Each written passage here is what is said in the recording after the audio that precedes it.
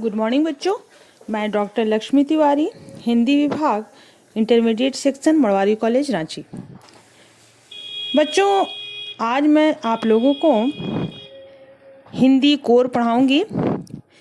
Hindi core में कवि भवानी प्रसाद मिश्र की कविता है घर की याद। तो चलिए आज हम लोग देखते हैं घर की याद। तो कविता शुरू करने से पहले हम लोग कवि के बारे में थोड़ा जान लें, उसके बाद फिर हम लोग कविता को पढ़ेंगे। कवि भवानी प्रसाद मिश्र गांधीवादी विचारधारा से प्रभावित थे। उनका जन्म सन 1913 में मध्य प्रदेश के जिला होशंगाबाद के तिगरिया गांव में हुआ था। उनके पिता का नाम सीताराम मिश्र और माता का नाम गोमती था। भवानी प्रसाद मिश्र स्वतंत्रता आंदोलन में भी भाग लिया था। भारत छोड़ो आंदोलन में भाग लेने के फलस्वरूप उन्हें 3 वर्ष का कारावास भी मिला था। सन 1985 में भवानी प्रसाद मिश्र का स्वर्गवास हो गया। भवानी प्रसाद मिश्र की कई रचनाएं हैं, जैसे सतपुड़ा के जंगल, सन्नाटा, गीत फरोश, चकित है दुख, बुनी हुई रस्सी, खुशबू के शिलालेख, अनाम तुम आते हो, इदम न मम आदि। भवानी प्रसाद मिश्र को कई पुरस्कार से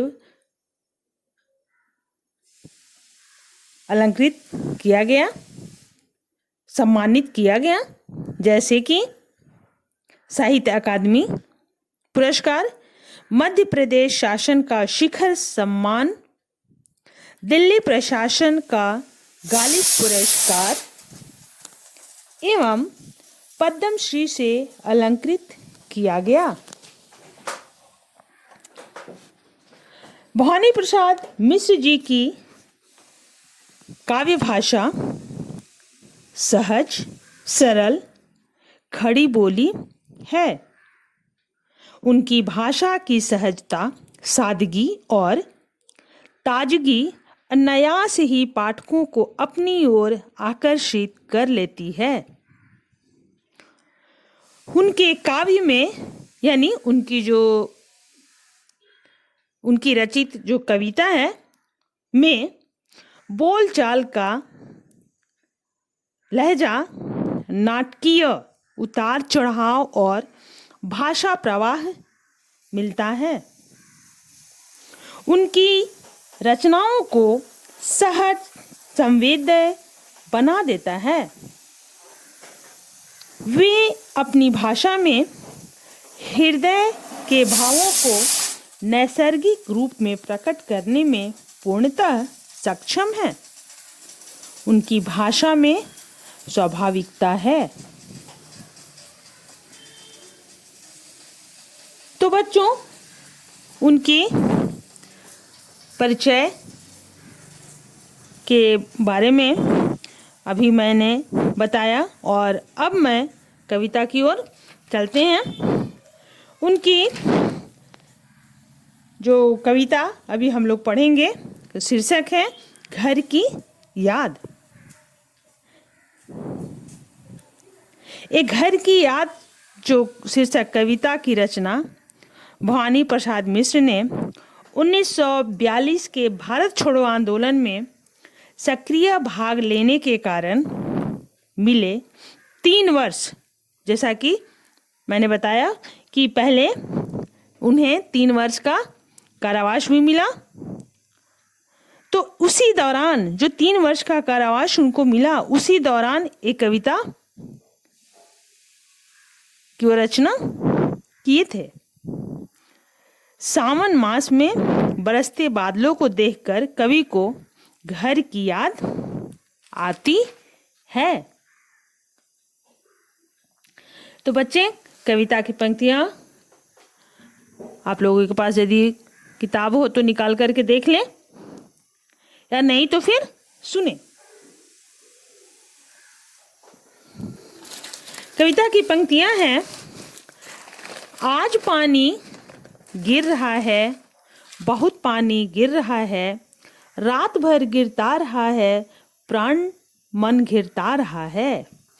बहुत पानी गिर रहा है, घर नजर में तीर रहा है, घर की मुझ से दूर है जो, घर खुशी का पूर है जो।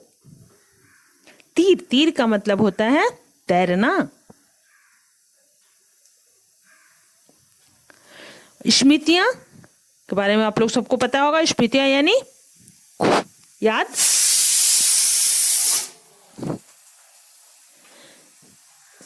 यहां अभी जो कविता की पंक्तियां हैं, जैसा कि हम पहले आप लोगों को बताए कि भवानी प्रसाद मिश्र की कविता भारत छोड़ो आंदोलन में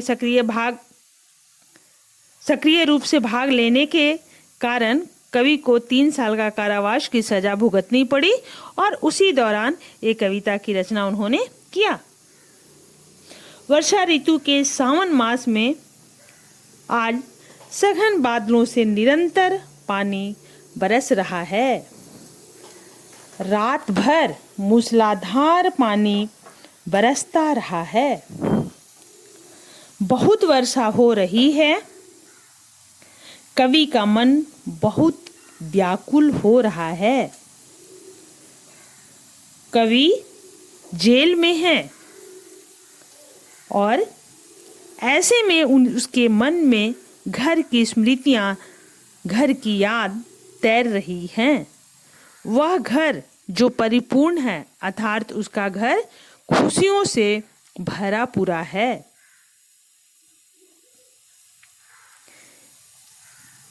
इन पंक्तियों में कवि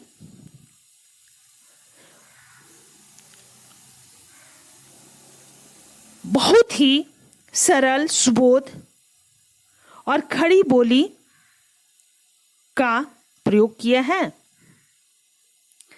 कवि ने घर की विशेषता को बताया है कि उसका घर सभी प्रकार की खुशियों से भरा हुआ है और यह वह घर कवि को याद आ रही है। दूसरा पैराग्राफ है, यानी दूसरा आगे की पंक्तियां। घर में 4 भाई, मायके में बहन आई बाप के घर, हाय रे परिताप के घर। घर में सब जुड़े हैं, सब के इतने कब जुड़े हैं, 4 भाई 4 बहिने, भुजा भाई प्यार बहिने। उपयुक्त पंक्तियां। सावन मास में अत्यधिक वर्षा हो रही है। उस समय कवि जेल में बंद हैं और उनके मन मस्तिष्क पर एक भाव उभर रहा है, यानी घर की याद आ रही है और ये घर की याद उन्हें व्याकुल कर रही है। और ये घर की याद को याद करते हुए कवि कहता है, घर में उसके 4 भाई हैं, बहनें अपने ससुराल से भी आई हैं। उनका आगमन बहुत ही दुख के क्षणों में हुआ है। घर में सभी अपने एक दूसरे से जुड़े हुए हैं। वे सब इतने आपस में जुड़े हुए हैं कि ऐसे पहले कभी नहीं थे। वे 4 भाई और 4 बहिनें हैं। भाइयों की भुजाएं मजबूत हैं, अर्थात वे आपस में सब मिलकर कार्य करते हैं और अपनी बहनों से बहुत स्नेह करते हैं। कवि को जेल में रहने के दौरान उनके घर की याद बेचैन कर देती है।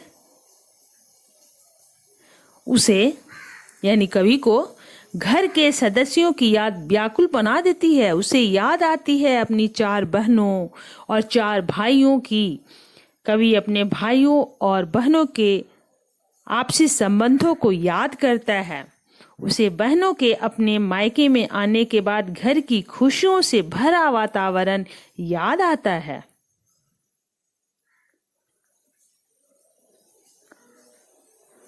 आगे की पंक्तियां हैं। और माँ बिन पढ़ी मेरी, दुख में वह गढ़ी मेरी। माँ की जिसकी गोद में सिर रख लिया तो दुख नहीं फिर।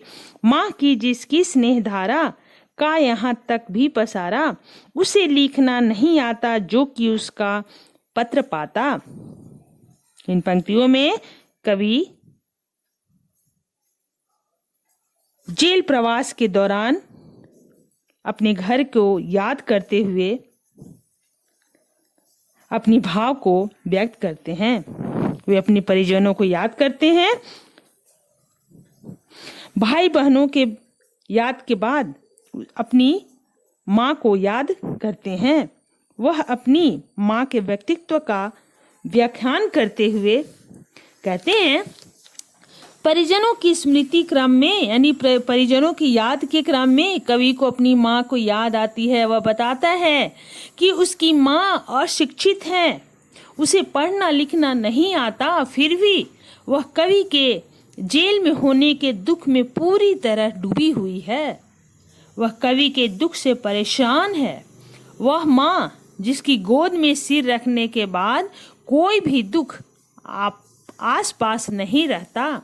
माँ की स्नेहमयी ममता की धारा का प्रवाह जेल प्रवास में भी फैला हुआ है। अर्थात कवि का कहने का तात्पर्य यह है कि माँ का जो स्नेह है वो कवि को जेल में भी सहारा देता है। कवि की माँ को लिखना नहीं आता। यही कारण है कि कवि को उसका पत्र जेल में प्राप्त नहीं होता है। यहाँ यानी उपयुक्त पंक्तियों में कवि ने माँ की चारित्रिक विशेषताओं पर प्रकाश डाला है। वे जेल प्रवास के दौरान माँ के स्नेह की स्मृति को व्यक्त करते हैं। तो बच्चों, आगे की आज मैं यही समाप्त करती हूँ। फिर आगे की पंक्तियों को दूसरे क्लासेस में। धन्यवाद।